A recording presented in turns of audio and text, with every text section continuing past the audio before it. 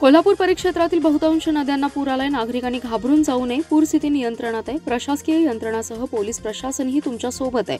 अफवांवर विश्वास न ठेवता सहकार्य करा, अशा शब्दात विशेष पोलीस महानिरीक्षक सुनील फुलारी यांनी पूरग्रस्तांना आधार दिलाय. सांगलीतील आयर्विन पूल, मगरमच्छ कॉलनी, वसंतदादा स्मारक परिसरातील पूरस्थितीची महानिरीक्षक फुलारी यांनी आढावा घेतलाय. मगरमच्छ कॉलनीतील नागरिकांनी त्यांनी संवाद साधत या स्थितीची माहिती घेतली. यावेळी पोलीस अधीक्षक संदीप घुगे, अपर अधीक्षक ऋतू खोकर, उपअधीक्षक अण्णासाहेब जाधव, पोलीस निरीक्षक संजय मोरे, मुकुंद कुलकर्णी उपस्थित होते. एनडीआरएफच्या जवानांकडूनही फुलारी यांनी माहिती घेतली. यावेळी बोलताना सुनील फुलारी म्हणाले की कोल्हापूर परिक्षेत्रात पाऊस मोठ्या प्रमाणात झालाय. अनेक नद्यांना पूर आलाय.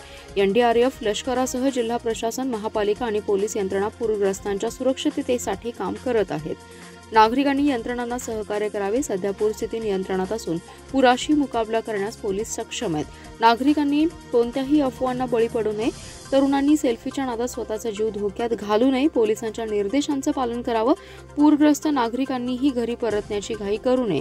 पावसाचा अंदाज घ्यावा, असं आवाहन त्यांनी केलंय.